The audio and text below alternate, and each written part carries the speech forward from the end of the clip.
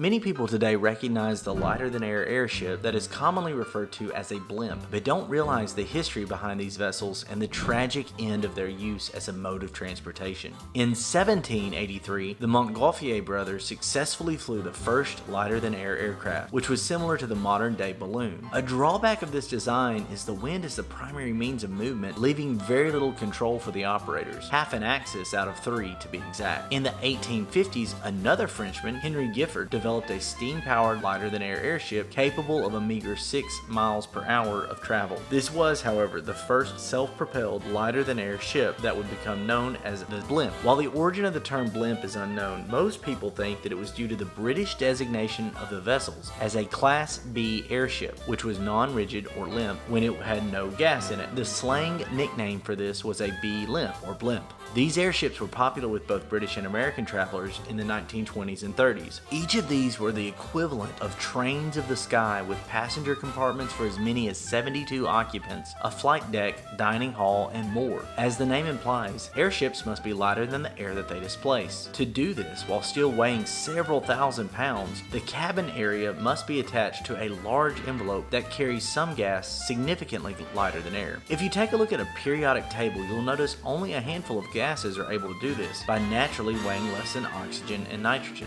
The easiest of these to acquire is hydrogen, which can be generated by splitting water into its base elements, hydrogen and oxygen. There is one slight problem with this. Hydrogen is incredibly flammable. Due to its relative ease of acquisition, however, early airships were filled with hydrogen. This hazard was an assumed risk and one that had never been a major issue until 1937.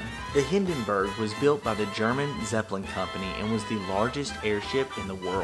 While landing at the Naval Air Station in Lakehurst, New Jersey, after returning from South America in preparation to return across the Atlantic to England, the Titanic of the skies caught fire and nearly instantly burst into flames. Much speculation surrounds the accident that captures the heart of everyone through video news coverage of the accident. 35 of the 97 passengers and crew, as well as a single ground crew member, died in the accident, many being buried by the falling inferno. The chilling audio still speaks to the horrid scene. It burst into flames. Oh my, get out of the way, please. Terrible, this is one of the worst catastrophes. All the humanity and all the tragedies. Interestingly, this coverage of the accident sparked a general distrust in that mode of transportation, which at the time rivaled other means of air travel due to its significantly cheaper ticket price. After this, however, and the advent of some more economical aircraft, the airship industry nearly instantly dissolved. To prevent accidents like this from occurring today, blimps utilize helium, which is not flammable, although it has more challenges in its production.